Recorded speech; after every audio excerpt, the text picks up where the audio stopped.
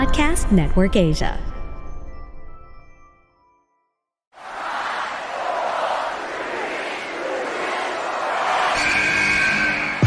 What's going on? This is Xavier Woods, aka Austin Creed. Welcome to the big time! Hello, WWE Universe in the Philippines. This is Charlotte. You know your damn role and shut your damn mouth. Hey everyone, this is Jeff Cobb. I have to finish the story. We are pretty deadly. Yes, boy. Yes, boy. Hello, my name is Ilya Dragunov, the Star.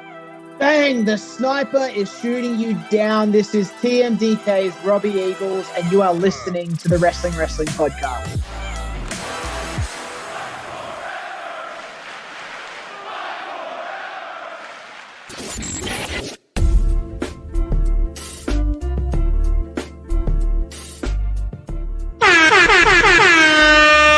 You're listening to the longest-running weekly episodic Filipino wrestling podcast. This is the Wrestling Podcast. Stancy, Chino and Rowen A.S.H checking in on an audio-only Picks of the Week episode. It is episode number 599. One to go before the big 600th episode, which is happening right smack in the middle of the week during the live stream. So if you want to celebrate with us, we're actually planning to celebrate with the people live on Facebook and on YouTube at 7 p.m. this Thursday. So just look for us. It is the Wrestling Podcast on Facebook and on YouTube. We haven't heard from both of you guys in a while, so it's kind of weird kasi pareho kayong returning on this episode. Yes. So give us a status update. Yung mga regulars ang wala. I mean, Right. ni Rowan ang nandito tonight for this recording, which is, as you have acknowledged, very, very weird. But we're here. We're all wrestling up to talk about the past 2 weeks of wrestling coverage kasi we didn't do a Picks of the Week last week. Diba? So, Actually bumawi kami at the end of the live stream last week. We did an audio only part, and then that's where we squeezed in yung Picks of the Week. Okay. So we don't have so much to get to. We just have the last week naman talaga of coverage. So sakto lang for everything that we need to cover tonight. Let's get an update from Rowen A.S.H here. Yeah, so school's done. I got burnt out, so I took a break for a week and laban ulit this week. Laban ulit with what? I thought school was out. No, laban ulit like here joining the pod. All right. So it's been a lengthy absence for one Rowen A.S.H. So let's hope that Rowen doesn't drop the ball here. Unlike Grayson Allen of the Bucks, which Rowen doesn't get because he doesn't watch basketball. Yeah, pero nag-upa rin siya eh. Gusto ko eh. Hindi na gets pero sumakay pa rin siya. That's a partner right there. Oh, at least cooperative si Rowen, diba? Yes. All right, let's get to our picks of the week. And I'm going to start with mine, which is from last week's Raw. We're recording this on Monday night, by the way, so right after Forbidden Door. I'm going to be talking about this recurring gag that went throughout last week's episode of Monday Night Raw, which was WWE basically acknowledging Kevin Owens' sudden impulsiveness. Like, shortly after WrestleMania, napansin natin na medyo naging hothead si KO. Like, more than usual, he would start speaking really quickly whenever he'd get riled up. He'd be agitated over the simplest things, and then he'd just challenge whomever, whether it was Imperium or Gunther himself or sino man backstage to a fight, or he just march into the ring. And it was kind of weird, but it was also good in a way kasi it at least gives the babyface team a nice little wrinkle, diba? Now that Sami and KO are friends again. And it was one of those rare moments where KO himself was not the most self-aware person. Like, Sami was the one who had to rein him in and say, nah, wait lang, bro, you're the one making all of these decisions without consulting me. You're the one looking for a fight here. So it gives them something to chew on before they actually get into a tag team championship feud, which I guess in previous regimes of creative, diba? Yun yung sakit eh. Like, when a babyface or a babyface team becomes a champion, they're just twiddling their thumbs until the next heel challenger comes along. But at least with this little character tick in KO, it gives KO and Sami something to work with. So that's what I liked about this. Ikaw, Rowen, did you get to notice this on Raw? Yeah, I've noticed it a lot. I've always been a Kevin Owens fan. Pero it's pretty weird that I dislike KO because of this. Like, lagi siyang galit, parang galit sa mundo. He yells a lot recently. I know it's part of his character naman eh. Pero whenever that happens on Raw, parang I roll my eyes and just do something else that would be like magpapaka-busy ako saglit until the segment is done. Pero as seen from last week's Raw, and it being addressed on TV, I think it's interesting kasi it's pretty much a story now. And it's the backstage segment is funny as well. And since I find it interesting, maybe so I think it will continue next week, malamang. So ang mangyayari niyan, maybe KO will enter anger management sessions and then he might meet Dr. Shelby. I don't know. Do we really want Dr. Shelby back? Come on. Let me ask you this, Rowan. Why do you have a problem with KO being this impulsive hothead? You know, it's weird kasi parang hindi naman siya ganun noon. I know he gets mad. Pero parang it's just weird na he turned into this character because of the bloodline storyline. That's the way I see it. Baka yun, PTSD niya. Yeah, must be. Yeah. Or does it remind you of someone in your life na ganun din? No, wala naman. Pero it's just weird na bakit lagi niyang ginagawa to on Raw every week. Parang, it's a stick eh, diba? It's a stick. Yeah, ngayon lang in-address kumbaga. It's his Adam Sandler era. Yeah, true. Right, like if you watched 90s Adam Sandler or early 2000s Adam Sandler, like he would get all in your face and just start screaming and yelling kasi galit na siya. I noticed that too. Nakakatawa din yung things that he gets mad at, like the Imperium bit that he did. Diba nagalit siya because they didn't follow the rules. Quote unquote. They didn't follow the rules. Nagalit siya. It's a very smarty thing. And from a wrestling watcher standpoint and a comedy fan standpoint, ang galing lang nung meta narrative na nagalit siya because of an unwritten rule. And it's also a new wrinkle in his character because a lot of the times pag nakakakita tayo ng wrestling na comedy, it's always pakengkoy, slapstick. This isn't like that. It's very intellectual to a certain point. So I appreciate that. I appreciate them, exercising their creative muscles a little bit more. Diba? Para lang mapakita nila na you can be funny and also be taken seriously at the same time. Yeah. I just realized why I find this weird. Go. It's because Kevin Owens is a babyface and parang ang weird lang na nagagalit siya lagi. Bakit? Bawal ba magalit yung babyface? No. Anger is a human emotion, Rowan. No, pwede naman. Pero like all throughout his run kasi, heel siya and it's very natural for him to be mad.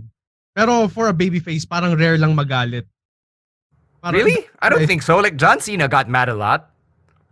Yeah, pero for the most part, parang, during the PG era, for the most part, parang patawa rin siya because, they're catering the kids.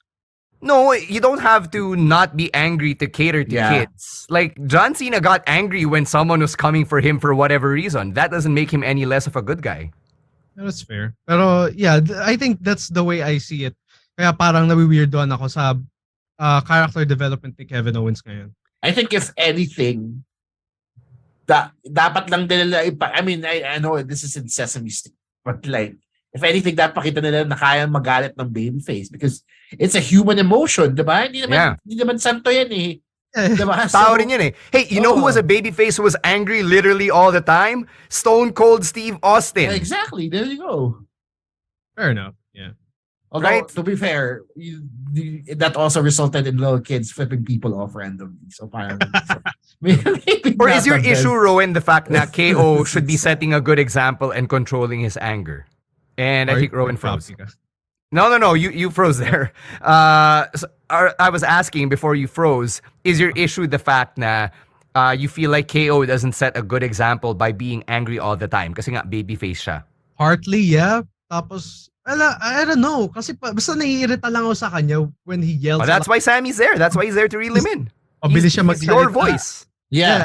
And then I'm glad that when Sami was made aware of this, parang he talked to Kevin Owens about it, gave him the real talk, kumbaga. Yeah, Sami's being his Jiminy Cricket. So that's maganda din to like, sorry, cut you off here. Like, because you mentioned it. Yung dynamic nilang dalawa in this scenario reminds me a lot of the Edge and Christian awesome dudes era nila.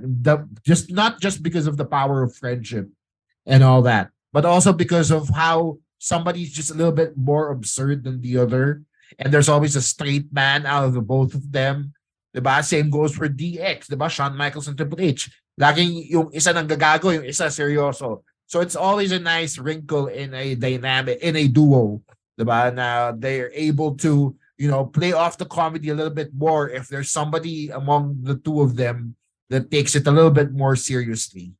Yeah, so that's character work for you, Rowan. It's also a peek into what makes comedy fun when you're working with a duo. Diba? There's the guy who goes off the rails, and then there's a straight man, in which case, Sami is the straight man to Kevin's off-the-rails character. Good cop, bad cop, kumbaga. Yeah, parang ganon. And mas nakakatawa din isipin because you'd think out of the both of them, si Sami yung baliw, di ba? Yeah, especially recently. Yeah, yeah. With his fanaticism that he's exhibited. So, it's just a nice wrinkle. I like this evolution, diba? They're showing that Kevin Owens can play comedy. They're showing that he can play serious, can play a badass, and it just goes to show his depth. And it doesn't make them any less of a babyface. All right, moving on. Let's go to Rose Pick of the Week, which I also enjoyed myself. This was from this past week's NXT, where we got to see Von Wagner's origin story. So we kind of touched on this on last week's live stream and how mature this story has been treated. Yung tipong it's about therapy and it's about yung mental health ni Von Wagner and him opening up and how noong una napaka-resistant niya towards Mr. Stone and how eventually he was able to admit to himself and to Mr. Stone na Mr. Stone was the only person he could trust. So he confided in him and actually explained yung meaning ng picture. And that makes Ro want to root for Von Wagner because ever since he debuted, Ro was already pulling for the guy. But the lack of personality was kind of holding him back. So it's nice now we've taken this first step into really fleshing out the Von Wagner character. Ro also likes the fact na the art of storytelling isn't dead, as we're seeing through this story that's stretched through months at this point, especially on NXT, where you can really see a lot of the effort they're putting into it. And it's great to have any character, much less a big dude like Von Wagner, talk about this stuff and really introduce himself more to fans. Para rin mas ma-invest tayo into his character. So it's really good, very well done all around. And while I'm not the biggest Von Wagner fan, I am a huge fan of Mr. Stone because of his appearance on The Amazing Race almost a decade ago. So I'm rooting for the two of them here to really latch onto this and to make this work. And so far, from what we're seeing over the last couple of months, they're really onto something here. I am also not the biggest Von Wagner fan. When they compared him to a younger Edge, I never saw it like at all. Kasi nga, just like Ro, there was a lack of personality that seemed to handicap him a lot. I mean, he's one hell of an athlete, but so are the other guys who can do the character work a little bit better. However, I will agree that this new storyline does add a little bit more depth into Von Wagner. Diba? Maybe this might be that edge that he needs to make it as a unique selling point for the NXT roster or for any roster that he ends up being a part of. Kasi sayang yung package niya, but the WWE has been known to hire all these guys who look good, who act well in the ring, but don't have the charisma or the story to hang by. Maybe this is that story that Von Wagner needs to step out of his quote-unquote shell. Yeah, they even low-key acknowledged na wrestler yung tatay niya, that he had to go and travel to pay for his medical bills. So it really made everything relatable, diba? Ikaw, Rowan, I know that you and I share a history of having been bullied growing up. So did this speak to you? Because Von Wagner touched on him being bullied as a child because of those scars. Yeah, so looking at Von Wagner, first of all, like, di mo may expect sa kanya na he has some soft side or like yung story niya, it's heartwarming and tear-jerking, and parang misunderstood pala siya all his life. I like the story. Revealed so much things about the things that he went through, and relatable talaga siya nga. Kasi nga as a bully victim by myself, like parang may origin story na parang kaya pala naging ganito yung tao. Pero of course, I'm not gonna be like gonna be like a monster or something. I'm not gonna be someone just because I got bullied. Pero itong Von Wagner origin story talaga, it made me want to tune into NXT next week. Kasi I only rarely watch NXT. Yeah, that should change. But, you're a student, so you get a bit of a pass, not an entire pass. Yeah. Because you're on the podcast, you still have to watch NXT. And we're giving you so many reasons to watch NXT. If you're a listener of the pod, like one of our patrons who shall remain unnamed, NXT is the shit. It is really good. Go watch it. It's worth your time. This is also why Chino's pick is from the same episode of NXT. Yes, from last week's NXT is the main event with Seth freaking Rollins defending the World Heavyweight Championship against Bron Breakker. It was one hell of a litmus test for young Mr. Breakker here. Galing kasi if they had to put him against anybody, put him against the top guy. So sorry, Roman, but it's Seth right now. Seth Rollins going back to NXT. It's just a nice way to wrap up his NXT run from all the way back in the day. However many years ago that was. Kasi it's full circle for him. Yung mga vignettes niya with the new guys, diba? Giving Nathan Frazier a bit of advice. His quote-unquote face-off with Carmelo Hayes. Maganda din yung mga touches na ginawa nila with that. And the way they treated this match, they really made Bron Breakker look legitimate here. Seth did a good job selling hurt because of the match that he had with Finn the night before. He also made Bron Breakker look really, really good and really, really legitimate to the point that I think he really is ready for the main roster. They should call him up. They should cast him as a heel because this character that he has going for him right now, I can buy it a lot better than face rainbow tights wearing Bron Breakker. I'm sorry. So that's why I picked this match. Yeah, you said na si Bron Breakker, he's ready for a call-up. Did you think that prior to this match, he wasn't ready yet? I think he was, pero if it was a choice between that Bron Breakker and this Bron Breakker, I would pick this Bron Breakker a lot more. Mm-hmm.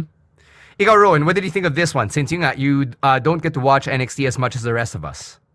Same thoughts lang, just like Chino. Pero what I like about this match is that a main roster championship is in NXT and it was defended. And that rarely happens, diba? And parang dati nga, ang mga dinedefend lang is mid-card titles like US and IC. Pero the World Heavyweight title, never. A world title from the main roster was never defended over on NXT. Right. It was a solid 20-minute match and both men gave importance and parang dinefine nila yung championship is like a working ano ba yung tawag? Workhorse title. Like a workhorse title. Yeah, parang ganun. Workhorse title. They defined it like that. Pero I mean, it's a world title na talaga. Pero, they gave so much importance to it. And not only that, parang napansin ko nga din na this match also determined that Bron Breakker is ready for the main roster. Matagal ko nang gustong mag-main roster si Bron Breakker. Pero ito na yung parang, yep, he needs to go away from NXT. Yeah, so you think that the Dom Toretto era of Bron Breakker is the guy that should be on the main roster? I don't watch Fast and Furious, so... Nagsabi ba siya ng family at the point? I mean, he looks like Dom Toretto with hair at this point, diba? He's got the black tank top, he's got the gold necklace. Gets ko naman. I kid. Like, yeah, no, totally. I agree that this kasi yung parang pilit sa kanya yung Rainbow Tights era of Bron Breakker. Like, I know he's trying to pay homage to his father here, but how does that really differentiate him from his family shadow other than being a Steiner? Kahit sabihin mong hindi Steiner yung in-ring name niya, they still keep saying it on commentary. Oh, he's the son of Rick Steiner. He's the nephew of Big Papa Pump, diba? So parang nandun pa rin siya sa shadow nun, diba? But now that we've established that Bron can actually go, he can stand on his own, diba? Without having to rely so heavily on the Steiner name, diba? Even if, yes, it is a ripoff of Vin Diesel, at least it's its own character now. Yeah. So that's something that we appreciate about Bron Breakker, especially since for a while he seemed to get stagnant even with the NXT championship on his shoulder. So it's a good thing that he's he turned heel, and that we're getting to see a different side of Bron Breakker. So that main roster call-up is probably coming sooner than later. Tingnan natin what happens, especially after the next 2 PLEs on WWE schedule. Now we're going to take a break. When we come back, our last 2 picks of the week. There's one from Rowan and one from Emile. But first, a quick word from our other podcasts right here on Podcast Network Asia. Let's go to Rowan for his pick of the week. All right, so my pick will be from SmackDown last Friday. It's the unified WWE Women's Tag Team title match between Ronda Rousey and Shayna Baszler versus Isla Dawn and Alba Fyre. So this episode of SmackDown, nagustuhan ko siya in general kasi there's no bloodline segment that would last for like 15 minutes, which means every single match would last longer. So this particular match, yung tag team match na to, was 10 minutes long. And I love it. But at the same time, I was also expecting that match to be like 5 minutes short, like a bit shorter. Kasi Ronda Rousey and Shayna Baszler are involved in the match. And usually ganun naman talaga ang length when they are involved. But this is actually fine na 10 minutes long kasi parang pinakilala rin sa atin who Isla Dawn and Alba Fyre is. It's like their second match in the main roster, or third, I don't know. I lost count, but yeah, that's kind of your fault for not following them on NXT. But yeah, I regret not following them over on NXT UK and NXT US. Kaya I'm really impressed, and it's a great introduction for them. And maybe they will get a rematch, but first, Liv and Raquel will be on the line. Yeah. Liv and Raquel are first kasi they are still owed that rematch for the championships that they forfeited. Let me ask you this, Rowan. What do you think of the women's tag team championships being unified? Kasi diba, they only introduced the women's tag titles in 2019, and then the NXT counterpart some 2 years ago. So the NXT counterpart didn't really last very long. I'm happy that it was unified kasi it was really pointless that NXT had their own women's tag titles just because of that screwy finish in that Nia Jax and Shayna Baszler match.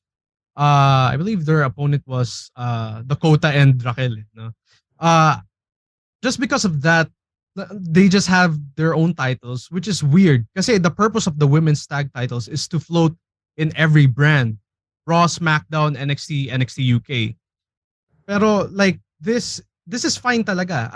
I'm in for it, and parang sa NXT nga daw, according to Sean Ross Sapp, wala nang tag team, or probably there is pero konti na lang. Pero even if konti, it's the women's tag team, WWE women's tag team title na yung pwede nilang i-challenge, not the NXT. Kind of pointless that it exists.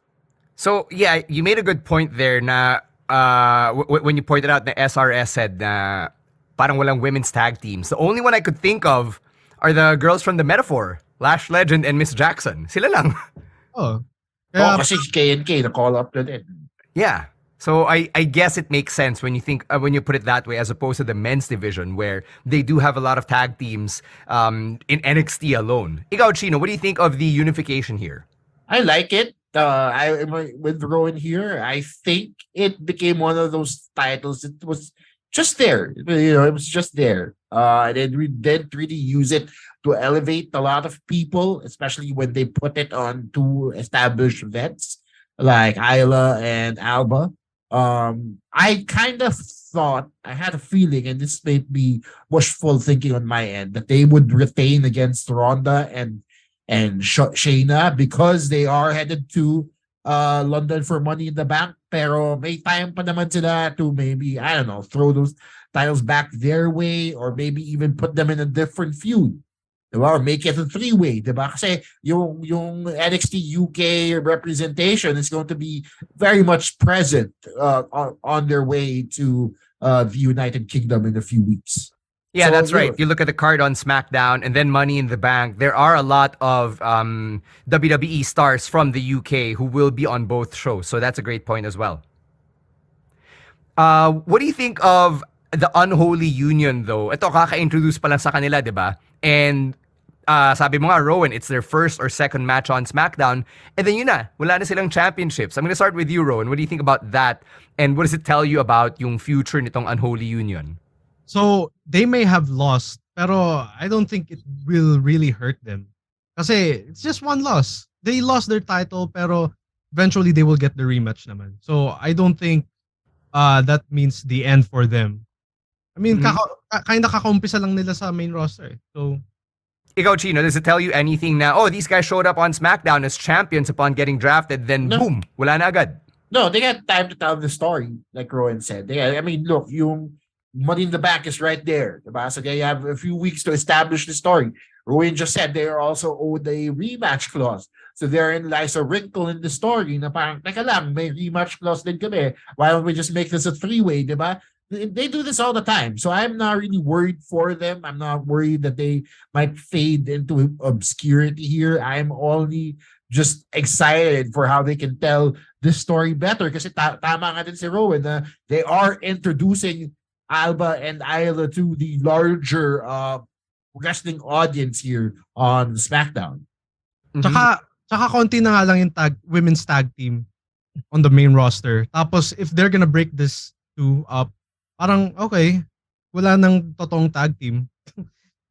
Kukunti lang lalo yung women's tag. I think hindi problema yung No. I mean, ng tag team eh. Kasi they can easily just make tag teams. Like, look at Liv and Raquel. They're not really a tag team, diba? So, yeah, pero may history na rin sila and they became champions together. So they technically kind of are a tag team already. You've got Damage Control. That's 2. You got the KCs. The Unholy Union, Ronda and Shayna, Sonya and Chelsea. That's at least 6. Si Shotzi and whoever.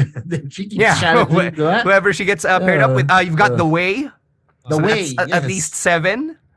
Yeah, so I guess it makes sense to have the women's tag team champions on the main roster because in theory, Ronda and Shayna have much more to play with over there, diba? Yeah. All right, let's cap things off here with Emile's pick of the week, which is not even 12 hours old as we're recording this. It's the IWGP US Championship rematch between Kenny Omega and Will Ospreay from Forbidden Door. So Emile was hyped out coming to this match because of the star power coming from both of these guys. Will Ospreay brought back his old theme song, Elevated, and Kenny also came out to Devil Sky, his NJPW theme. So that made a lot of NJPW fans pop. I popped for Devil Sky. Napansin ko rin na, as Emile points out here, the match was more violent because of the bloodshed from both guys. Yung tipong, as the blood was on the canvas, I was thinking to myself, I think MJF is really happy he went on first. Because diba, he likes to make jokes about not wanting to wrestle in a ring where Jon Moxley's blood is all over the place. He also noticed that there were more spots in this one. And I'm going to agree with what Emile's next point is because I thought the match was too long. I'll be honest with you two. I kind of got lost somewhere in the middle and they only brought me back in when Don Callis came back and reintroducing Screwdriver. And even then, kala ko tapos na. So the fact that it went another 10 minutes after the Screwdriver shtick where Will Ospreay cheats with Don Callis' help, I was like, fuck, how much longer is this match going to last? So even Emile says Don Callis wasn't even needed at all. And he expects, si Emile, there's going to be a rubber match at All In at Wembley Stadium. And I think that's the only way to go because kailangan mo ng rubber match after what went down at Wrestle Kingdom and at Forbidden Door. So I know both of you guys saw the highlights, so tell me what stood out to you. I will agree with you guys when you said the blood was a little excessive. Nagulat din ako for a Kenny Omega match. Ang daming dugo. I correct me if I'm wrong, but I don't think I've seen a match with more blood in it when Kenny Omega is involved. Yeah, very uncommon. I mean, I guess when he's fighting Jon Moxley. I mean, yes, of course. Yung mga deathmatch barbed wire shit nila, yes. But then, all his New Japan stuff was pretty clean, quote unquote. Diba? Parang hindi siya common in Japan. Right. Outside of the deathmatch arenas. So I was very surprised that they were doing all this blading that they were doing in the ring. Other than that, yes, it was a little excessive and it was a little long. So yung length hindi mo mararamdaman kasi again, I caught the abridged version online here. So I can't really say. Maybe when I watch the whole card tonight after we record, It might feel the same way to me, but it's really the blood that stood out. Yeah, I can't get the image out of my head where si Will Ospreay is wearing the crimson mask and then sa sobrang coagulated ng blood, it's dripping off of his head, but it's also just hanging by a droplet. I think this match is as brutal as the Wrestle Kingdom match they had this earlier this year. Bukod sa Flippy Do Spot Fest, what I liked about this, ito yung pinaka-favorite ko talaga. Look at you sounding like Jim Cornette using the term Flippy Do Spot Fest. Okay, I didn't know he uses that. But, yeah, I mean, it's more of what do you call this? Well, anyways. You threw him off when you called him Cornette. I don't want to be compared to Welcome back, Rowen A.S.H. Of all people you compare me to. Anyway. Oh yeah, Flippy Do. Yung pinaka-favorite part ko is when Ospreay slammed Kenny Omega's head on the hood of the commentary table. And diba, parang rarely naman siya ginagamit in wrestling when there's no disqualification matches. Kasi usually, tatapon lang siya, diba? They actually use it as a weapon and smash Kenny's head on it. And then, sa lahat ng mga impactful power moves, it added like so much drama to the match. I will watch later yung full length of the match. Baka mas ma-enjoy ko. Yeah, I'm not gonna tell people not to watch this match because it was one of the main attractions talaga on the card. And I guess what I appreciate is the fact that if they took it to this level at Forbidden Door, then they really better ramp it up to 100 at Wembley.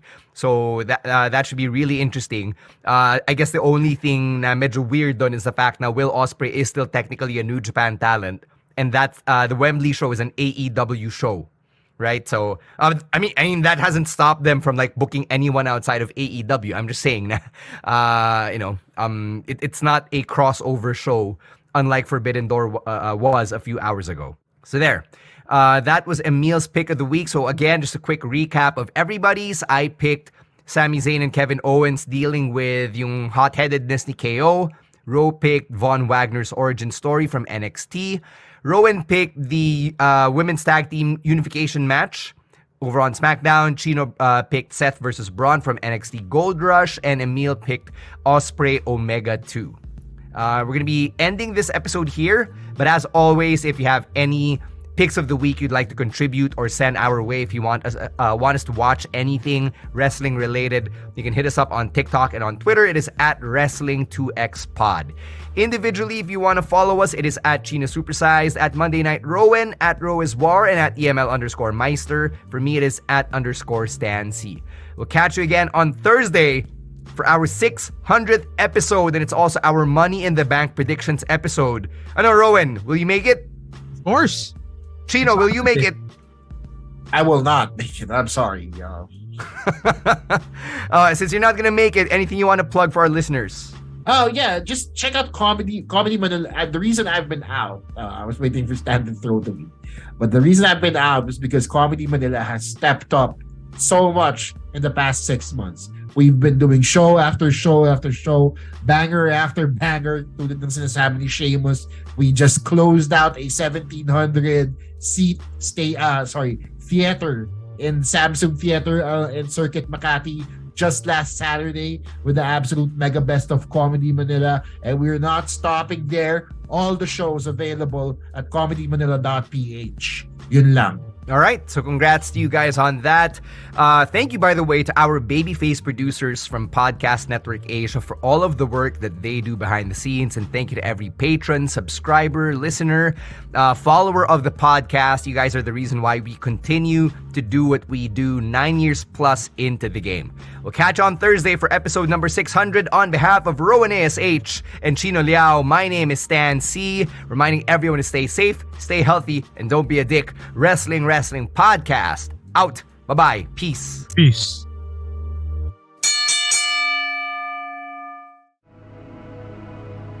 The views and opinions expressed by the podcast creators, hosts, and guests do not necessarily reflect the official policy and position of Podcast Network Asia, the hosts of the program, or other programs of the network. Any content provided by the people on the podcast are of their own opinion and are not intended to malign any religion, ethnic group, club, organization, company, individual, or anyone or anything.